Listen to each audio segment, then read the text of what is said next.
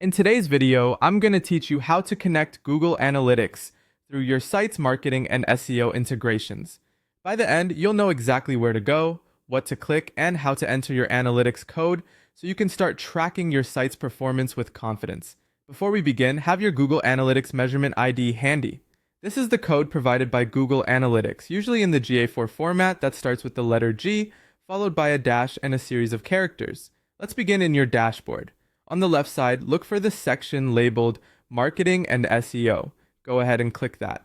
This area is where all your promotional tools live, and it's the hub for connecting your site to analytics and other services. Once you're inside, choose Marketing Integrations. This page lists the tools you can connect to your site to gather data and improve your marketing. Give the page a moment to load. Depending on your connection, it might take a few seconds, so don't worry if it doesn't appear instantly. When it's ready, find the Google Analytics option. Click into Google Analytics, then select Connect. This opens the connection panel where you'll complete the setup. Here, you'll see on-screen guidance showing the process at a glance.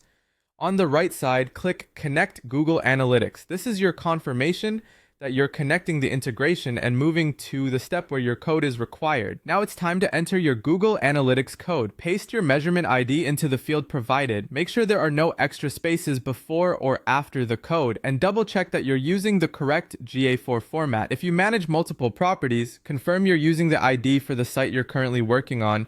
If you're unsure where to find it, it's available in your Google Analytics account under the properties data stream details. Once the code is in place, click Save. The system will store your settings and connect your site to Google Analytics.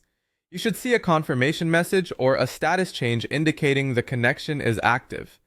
From here, tracking begins.